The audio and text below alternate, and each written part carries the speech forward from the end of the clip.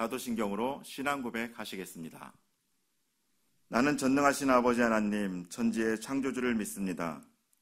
나는 그의 유일하신 아들, 우리 주 예수 그리스도를 믿습니다. 그는 성령으로 잉태되어 동정녀 마리아에게서 나시고 본디오 빌라도에게 고난을 받아 십자가에 못 박혀 죽으시고 장사된 지 사흘 만에 죽은 자 가운데서 다시 살아나셨으며 하늘에 오르시어 전능하신 아버지 하나님 우편에 앉아 계시다가 거기로부터 살아있는 자와 죽은 자를 심판하러 오십니다. 나는 성령을 믿으며 거룩한 공교회와 성도의 교제와 죄를 용서받는 것과 몸의 부활과 영생을 믿습니다. 아멘. 364장 함께 찬양하시겠습니다. 364장 함께 찬양하시겠습니다.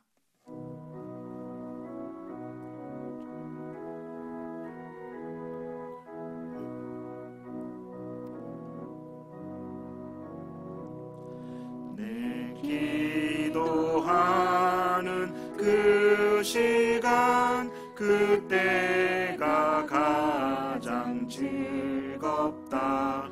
이 세상 근심 걱정에 얽매인 나를 부르사 내 진정 소원 주 앞에 낱낱이 바로 아뢰어 큰 불행 당해 슬플 때 나 위로받게 하시네.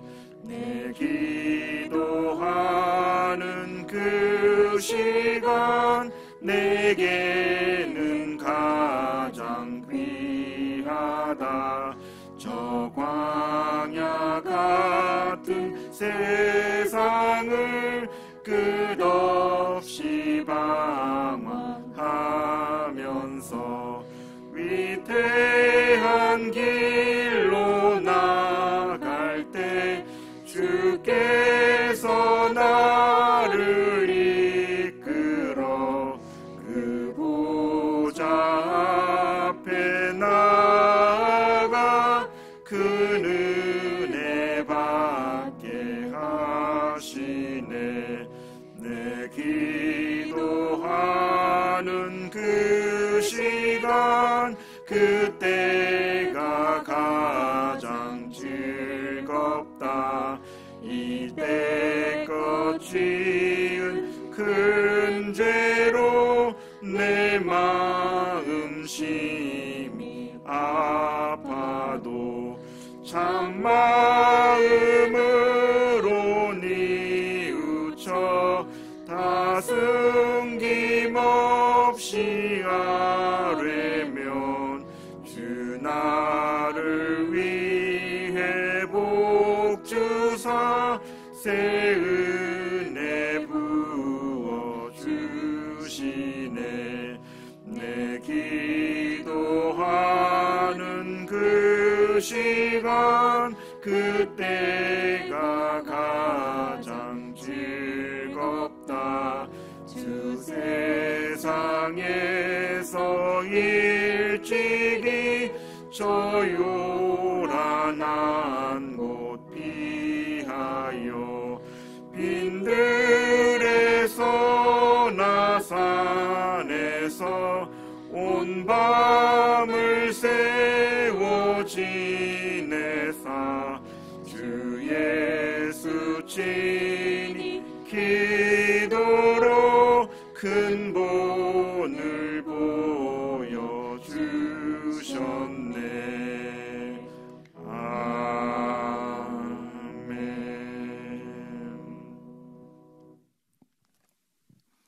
오늘 함께 나누실 말씀은 로마서 15장 14절로부터 19절까지의 말씀입니다. 로마서 15장 14절로부터 19절까지의 말씀을 저와 여러분이 한 절씩 교독하시겠습니다. 내 형제들아, 너희가 스스로 선함이 가득하고 모든 지식이 차서 능히 서로 권하는 자임을 나도 확신하노라. 그러나 내가 너희로 다시 생각나게 하려고 하나님께서 내게 주신 은혜로 말미암아 더욱 담대히 대략 너희에게 썼노니 이 은혜는 곧 나로 이방인을 위하여 그리스도 예수의 일꾼이 되어 하나님의 복음의 제사장 직분을 하게 하사 이방인을 제물로 드리는 것이 성령 안에서 거룩하게 되어 받으실 만하게 하려 하심이라.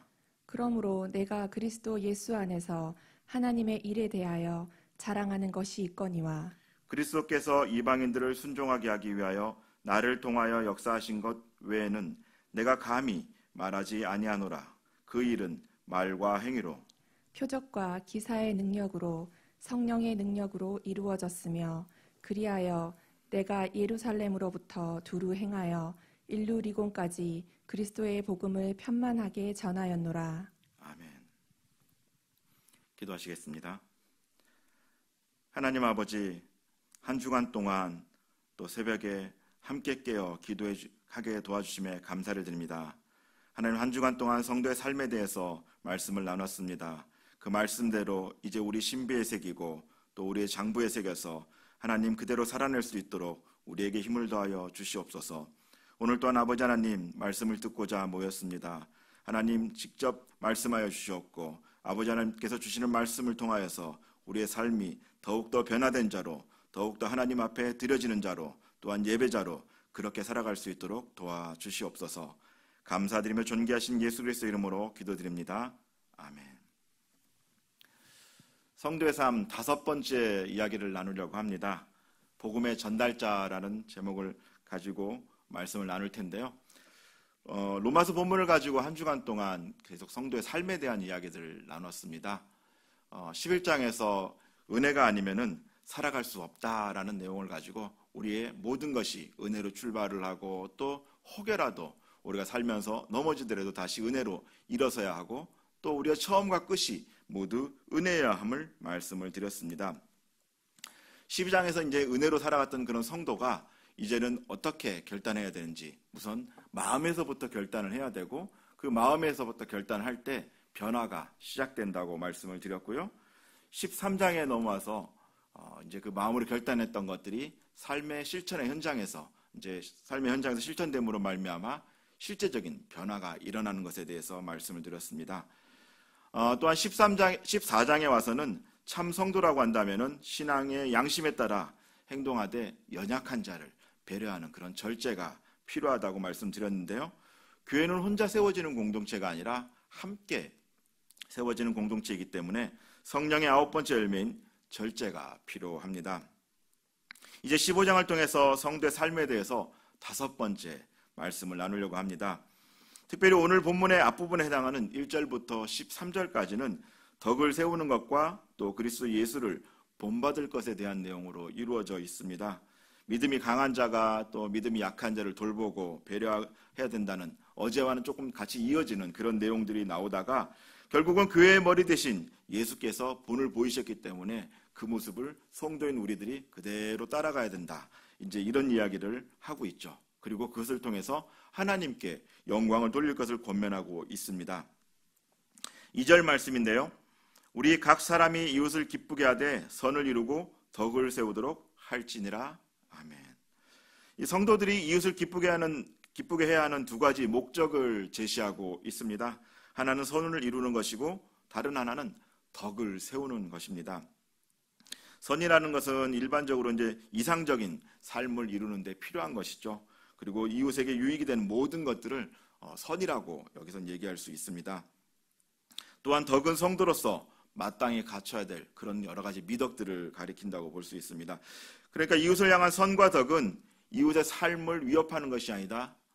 그들에게 유익을 주고 또 그들의 어떤 삶을 존중해주고 그들의 그것을 모든 것들을 인정해주는 데서 출발을 해야 되고 그것을 통해서 하나님의 영광이 이제 드러나야 된다라고 이야기를 하고 있습니다.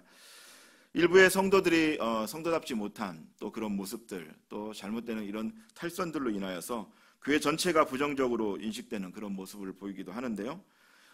요즘 살아갈 때 특히 남을 위한 배려 아주 중요하게 생각되는 요즘입니다. 성도라고 한다면은 나도 중요하지만 나와 함께 사는 그런 이웃들을 배려하는 그런 모습이 있어야겠습니다. 우리는 예수 그리스도의 십자가 희생으로 인해서 하나님의 영광에 이르는 그런 특권을 누리게 되었습니다. 그렇기 때문에 우리의 욕심이 아닌 이타적인 사랑, 그런 섬김으로 이웃을 만나야 되고요. 그리스도를 본받는 데 힘을 다해야 합니다. 바울은 그 사실을 분명하게 알고 있었지요. 그런 바울이 앞서서 기술한 것처럼 다시 로마서를 그 기술한 목적에 대해서 재확인하고 있는데요. 15절 말씀입니다. 그러나 내가 너희로 다시 생각나게 하려고 하나님께서 내게 주신 은혜로 말미암아 더욱 담대히 대략 너희에게 썼노니. 아멘. 바울은 자신이 로마서를 쓴 것은 하나님의 은혜를 따라 그들이 이미 알고 있는 것을 다시 생각나게 하려고 썼다라고 말씀하고 있습니다. 왜 다시 생각나게 하려는 것일까요? 14절 말씀을 먼저 살펴볼 텐데요. 내 형제들아 너희가 스스로 선함이 가득하고 모든 지식이 차서 능히 서로 권하는 자임을 나도 확신하노라. 아멘. 바울은 그들에게 선함이 가득 차 있다라고 얘기하는데요. 이것은 그리스도를 영접하고 성령의 내주하심으로 말미암아서 그들이 이미 성숙됐고 또 실생활에서 그렇게 살아내고 있음을 의미하고 있는 표현입니다. 그러니까 이 로마 교인들이 자신의 삶에서 말씀을 그대로 실천하며 살아가고 있다는 것이죠. 어쩌면 그들의 삶이 그것을 실천하는 데 있어서 빈틈이 없을 정도로 가득 차 있기까지 하다라고 이렇게 바울은 보고 있습니다. 이런 그들에게 왜 다시 생각나게 하려고 이 로마서를 썼다고 말했던 것일까요? 물론 그것은 로마 교회 사람들이 성숙했고 또 다른 사람들보다 훨씬 모든 분에서 열심히 살고 또 신앙의 모습들이 모범적인 그런 모습을 보이긴 했으나 완벽했던 것은 아니기 때문입니다. 그래서 바울은 그들의 미덕에 대해서 칭찬을 하면서도 충고의 말 또한 필요한 것을 느꼈던 것이죠. 15절 말씀을 다시 읽어보겠습니다. 그러나 내가 너희로 다시 생각나게 하려고 하나님께서 내게 주신 은혜로 말미암아 더욱 담대히 대략 너희에게 썼노니. 아멘. 여기서 생각나게 하려고는 반복하여 상기시킨다라는 뜻을 지니고 있습니다. 바울은 복음의 원리를 다시 한번 반복하여 설명함으로써 그들의 믿음 위에 굳게 서서 또 성숙한 신앙생활을 하도록 돕고자 했던 것입니다. 이 15절을 쉬운 성경으로 한번 읽어볼 텐데요. 똑같은 말씀을 쉬운 성경은 어떻게 썼는지 한번 읽어보겠습니다. 그러나 하나님께서 내게 주신 은혜 때문에 여러분이 기억해 주기를 바라는 마음으로 몇 가지 일에 대해 담대하게 이렇게 글을 씁니다. 바울은 여기서 은혜 때문에 이렇게 권면하고 있음을 분명히 하고 있습니다. 여기서 은혜라는 말이 중요한 의미를 지니고 있습니다. 왜냐하면 작게 보면 이 은혜로 말미암아서 바울은 이 로마 교인들에게 담대하게 이야기를 하고 있는데요. 크게 보면은 바울이 바울되게 한 것도 이 은혜 때문에 가능했던 것입니다. 즉 이 은혜가 바울의 사명과도 연결되어 있기 때문에 바울에게는 이 은혜란 말이 아주 중요했던 것이죠. 16절 말씀입니다. 이 은혜는 곧 나로 이방인을 위하여 그리스도 예수의 일꾼이 되어 하나님의 복음의 제사장 직분을 하게 하사 이방인을 제물로 드리는 것이 성령 안에서 거룩하게 되어 받으실 만하게 하려 하심이라. 아멘. 여기서 일꾼이란 말은 자기를 희생하여 공적인 일을 행하는 자라는 뜻의 법률적인 용어입니다. 법적인 의미를 가지고 있는데요. 주로 제사장들이나 레위인들이 공적인 업무, 그러니까 제사를 집례하거나 어떤 그런 공적인 업무를 할 때 주로 이 단어를 사용했습니다. 바울이 자신의 사역이 하나님께서 주신 그런 특별한 사역이며 이것을 공식적으로 인정받았음을 뜻하는 말로 이 일꾼이라는 말을 사용했던 것이죠. 그렇게 바울은 이방인들에게 복음을 전하는 자로서 역할을 감당하면서도 자신을 그리스도의 종이라며 그 종으로서의 일을 굉장히 귀하게 생각했습니다. 그리고 그 모든 일을 감당할 수 있는 것은 사역의 밑바탕에 은혜가 있었음을 고백하고 있습니다. 또한 복음의 제사장이라는 표현을 통해서 자신이 해야 될 일이 무엇인지 분명히 알고 있었습니다. 바울이 자신을 이방인이라는 제물을 하나님께 드리는 제사장이라고 표현한 것은 의미가 굉장히 크다고 할 수 있는데요.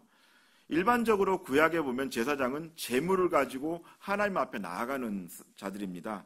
그러니까 이런 구약의 제사에 대해서 자세히 알고 있던 바울이 이렇게 표현한 것은 자신과 이방인들이 이제 자신이 이방인들에게 복음을 전해서 그 이방인들을 하나님 앞에 회개시키고자 그렇게 돌이키게 하는 것이 자신의 사명임을 분명히 인식하고 있다는 것을 말해주고 있는 것입니다.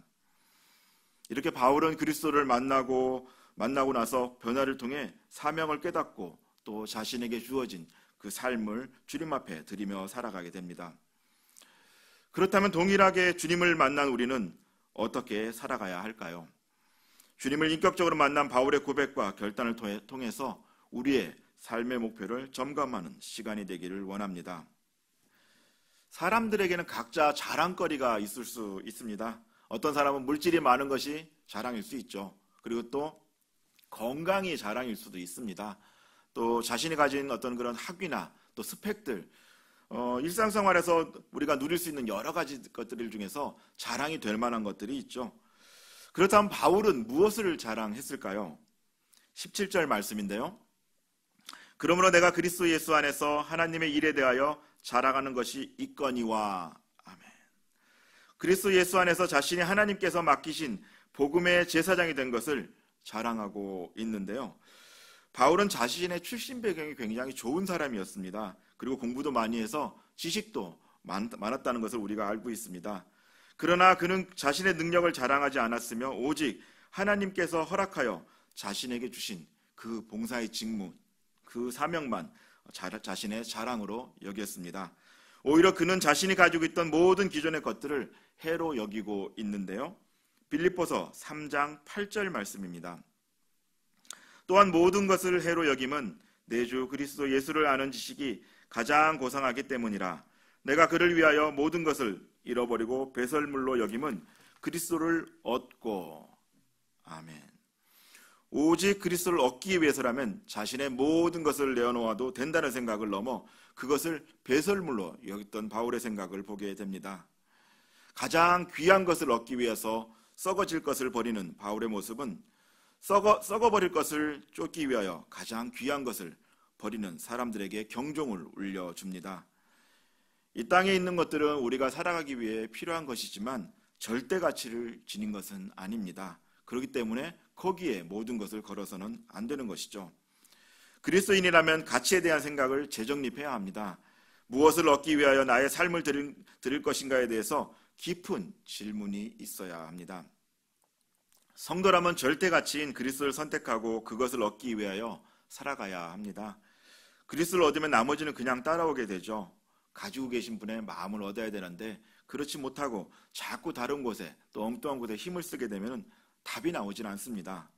바울은 절대 가치인 그리스도를 알았고 자기 삶을 그분께 걸었던 것입니다. 이어지는 18절, 19절 상반절은 그렇게 자신의 삶을 드린 바울이 자신의 사역에 대한 고백을 하고 있는데요. 18절과 19절 상반절을 보겠습니다. 그리스도께서 이방인들을 순종하게 하기 위하여 나를 통하여 역사하신 것 외에는 내가 감히 말하지 아니하노라. 그 일은 말과 행위로 표적과 기사의 능력으로 성령의 능력으로 이루어졌으며. 아멘. 바울은 자신의 모든 사역이나 성과가 자신이 아닌 하나님의 능력으로 이루어진 것임을 밝히고 있습니다. 여기에서 우리는 그리스도께서 바울을 통해 모든 것을 행하신 그런 목적이 무엇인가를 보게 되는데요. 그것은 바울을 위해서가 아니라 이방인들이 바울을 통해 하나님의 능력을 경험함으로 그들을 순종케 하는 것이 목적이었음을 볼 수 있습니다. 바울은 그 목적을 분명히 알고 있었기 때문에 자신이 높아지는 것에 대해서 극히 경계하였고 또 겸손하였습니다. 이것은 철저하게 자기 자신이 하나님의 도구임을 인식하고 있었기에 가능한 일이었습니다. 하나님의 일을 하면서 오래되다 보면 이것이 자칫 자신의 전유물로 여겨지는 경우를 보게 됩니다. 하나님의 뜻이 중요하고요. 그것을 통해서 교회가, 그리스도의 몸된 교회가 이렇게 세워지는 것이 굉장히 중요한데 내가 하는 봉사의 자리, 또 사역의 자리에서 나의 입지를 중요하게 생각하여 다른 지체들을 불편하게 하거나 연합을 깨트리는 경우가 있게 되는데요. 내가 한 것이 아니라 하나님께서 능력 주셨기 때문에 내가 섬길 수 있는 것이고 내가 그 사역을 통해 하나님이 드러나야 되는데 나의 존재가 드러난다고 한다면 결코 하나님의 선한 도구라고 말할 수가 없습니다. 바울은 이것을 극히 경계했고 또 그것에 대해서 나를 통해 역사하셨다, 또 성령의 능력으로 이루셨다라고 반복해서 자신을 낮추며 고백하고 있는 것을 볼 수 있습니다. 바울은 누구보다도 많은 주님의 일들을 감당했지만 모든 영광을 주님께 돌렸던 그런 종이었습니다. 18절 하반절 보면요, 내가 감히 말하지 아니하노라 그 일은 말과 행위로. 18절 하반절 말씀처럼 내가 무엇을 하였다라고 감히 말하지 않아야 합니다. 주께서 나를 쓰신 것이며 그렇기에 주께서 그 일을 하셨다는 것을 잊지 않아야 합니다. 도구가 아니라 도구를 쥐고 있는 그런 주님께서 하신 것입니다. 갈라디아서 2장 20절 말씀입니다. 내가 그리스도와 함께 십자가에 못 박혔나니 그런즉 이제는 내가 사는 것이 아니요 오직 내 안에 그리스도께서 사시는 것이라. 이제 내가 육체 가운데 사는 것은 나를 사랑하사 나를 위하여 자기 자신을 버리신 하나님의 아들을 믿는 믿음 안에서 사는 것이라. 아멘. 내가 사는 것이 아니라 그리스도가 살아야 합니다. 내가 드러나는 것이 아니라 예수님이 드러나야 합니다. 또 내 목소리가 커지는 것이 아니라 주님의 음성만 있어야 합니다. 우리는 그리스도와 함께 십자가에 못 박힌 자들입니다. 오직 주님을 의지하며 또 주님의 명령에 따라서 그렇게 사역했음을 밝힌 바울이 자신의 사명이 무엇인지 밝히고 있는 것이 19절 하반절에 나오는데요. 그리하여 내가 예루살렘으로부터 두루 행하여 일루리곤까지 그리스도의 복음을 편만하게 전하였노라. 아멘. 바울은 주께서 자신에게 주신 사명이 복음을 전하는 일이었음을 말하고 있으며 이 일이 편만하게 전하여졌다라고 이야기하고 있습니다. 여기서 편만하다라는 것은 가득하다라는 뜻입니다. 그리고 충만하게 하다는 뜻으로서 영혼을 구하는 복음의 전달자로서 하나님께서 주신 능력을 열심을 통해서 그것을 감당했다는 것을 보여주고 있습니다. 하나님의 깊은 은혜를 경험하고 변화된 바울은 자신의 의대로 사는 것이 아니라 하나님의 복음을 전하는 자로서 하나님의 뜻대로 그렇게 살아갔습니다. 그들에게 복음의 풍성함과 부유함을 가르쳐주고 많은 이들이 하나님께로 돌아오게 하는 것에 바울은 헌신했고 그렇게 별과 같이도 자신의 삶을 살았던 그런 바울이었습니다. 이런 바울이야말로 진정한 하나님의 성도이자 하나님의 일꾼이었습니다. 우리도 주님의 은혜를 경험하고 주님의 은혜로 지금까지 지내오고 있습니다. 그리고 우리가 예수님의 풍성함을 누린 성도라면 이제 그것을 나누고 전하고 또 살아가야 합니다. 작고 작은 우리를 부르신 이유가 바로 여기에 있습니다. 에베소서 3장 8절 말씀입니다. 모든 성도 중에 지극히 작은 자보다 더 작은 나에게 이 은혜를 주신 것은 측량할 수 없는 그리스도의 풍성함을 이방인에게 전하게 하시고. 아멘. 하나님께서 아직 주님을 모르는 자들에게 복음을 전하는 사명이 우리에게 있음을 일깨워 주십니다. 그리고 우리의 삶의 방향도 이제는 바뀌어야 한다고 말씀하십니다. 우리가 잘 알고 있는 베드로전서 2장 9절 말씀입니다. 그러나 너희는 택하신 족속이요 왕같은 제사장들이요 거룩한 나라요 그의 소유가 된 백성이니 이는 너희를 어두운 데서 불러내어 그의 기이한 빛에 들어가게 하시니에 아름다운 덕을 선포하게 하려 하심이라. 아멘. 하나님께서는 우리를 아름다운 덕 예수 그리스도의 복음을 선포하고 전하는 왕같은 제사장으로 세우기 위해서 우리를 어두운 데서 불러내셨다라고 말씀하십니다. 이제는 그렇게 우리가 살아가야 됩니다. 말씀을 정리하려고 하는데요. 우리는 이번 주 한 주간 동안 새벽 기도를 통해서 또 성도의 삶, 그리스도인의 삶에 대해서 이야기를 나눴습니다. 그것이 첫 번째부터 5번째까지 있었는데요. 정리해보면 이렇습니다. 11장에서 은혜가 아니면이라는 제목을 가지고 은혜로 우리가 살아가야 되는 그리스도인을 말씀을 드렸습니다. 신앙의 출발은 이 칭의에서 출발이 되는데 우리가 은혜로 출발하고 있음을 늘 기억해야 합니다. 그리고 12장에서 마음을 새롭게라는 제목으로 말씀을 나눴는데 마음을 새롭게 함으로 변화하는 그리스도인에 대해서 이야기를 하면서 뭔가 변화를 일으키려고 한다면은 마음에서부터 그 출발이 돼야 된다는 것이죠. 마음의 결단을 해야 되고 거기서부터 시작된다는 것을 이야기했습니다. 그리고 13장에서 실천하는 그리스도인에 대해서 말씀을 나누면서 하나님의 주권을 인정하는 그리스도인이라고 한다면은 들은 대로 나에게 말씀이 전해진 대로 그대로 실천하며 살아야 된다라고 이야기를 하면서요. 우리의 삶의 현장에서 실제로 말씀이 드러나지 않고 말씀이 체화되지 않는다라고 한다면 진정한 그리스도인 또 하나님의 주권을 인정하는 그리스도인이 될 수 없다라고 이야기를 했습니다. 그리고 14장에서 마지막 열매라는 제목을 가지고 말씀을 나눌 때 우리가 화평과 덕을 세우기 위해서 절제하는 그리스도인이 되어야 한다라고 이야기를 했는데요. 마음의 변화를 일으키고 또 현장에서 그렇게 살아가고 하다 보면 때로는 주위를 돌아보지 못할 때가 있습니다. 내가 너무 여기에 취해 있느라고 주위 사람들을 돌아보지 못할 때가 있는데 방향과 속도에 대한 점검을 해야 됩니다. 혹여라도 나의 열심 때문에 넘어지는 그런 성도가 없는지, 넘어지는 이웃이 없는지, 넘어지는 형제와 자매가 없는지 살펴봐야 된다라고 이야기하면서 절제가 필요함에 대해서 우리가 말씀을 나눴고요. 또 오늘 나누신 15장에서 이제 복음의 전달자로 우리가 살아가야 됨을 말씀을 드렸는데요. 우리가 은혜를 받고 마음의 변화를 일으키고 현장에서 살아가며 또 늘 절제하는 마음으로 가지고 사는 것이 이 왕 같은 제사장으로 살기 위한 것임을 말씀을 드렸습니다. 그리고 그것이 우리의 사명이어야 합니다. 하나님께서는 이제 주님의 은혜를 경험하고 그리스도로 인해 변화를 받아 새 사람이 된 우리가 이제부터는 복음을 전하며 하나님의 구속사의 대행자로 살아가라고 말씀을 하십니다. 2021년 내가 나를 사랑하느냐, 내 양을 먹이라고 말씀하신 이 교회 표어에 순종함으로 그 양을 찾아 복음을 전하고 또 그를 세우기 위해서 내게 주신 사명을 잘 감당하는 왕 같은 제사장으로 살아가시기를 주님의 이름으로 부탁을 드립니다. 기도하시겠습니다. 하나님, 한 주간 동안 새벽기도 또 새벽제단을 지켜주심에 감사를 드립니다. 우리가 비대면으로 인하여서 함께 모여서 기도드리지 못하지만 각자의 자리에서 주신 은혜에 따라 기도하며 하나님의 말씀을 나누며 그렇게 한 주간을 보냈습니다. 아버지 하나님, 이제 말씀이 내 안에 새겨지고 또 싹이 나고 열매 맺어서 우리가 실제로 그렇게 성도의 삶을 살아갈 수 있도록 도와주시옵고 우리가 참 그리스도인이 되는 삶을 사는 데 있어서 최선을 다할 수 있도록 하나님 힘을 더하여 주시옵소서. 받은 은혜를 그대로 나누고 또 받은 은혜를 전하면서 하나님의 왕같은 제사장의 삶을 이어가는 우리들이 될 수 있도록 도와주시옵소서. 감사드리며 존귀하신 예수 그리스도의 이름으로 기도드립니다. 아멘.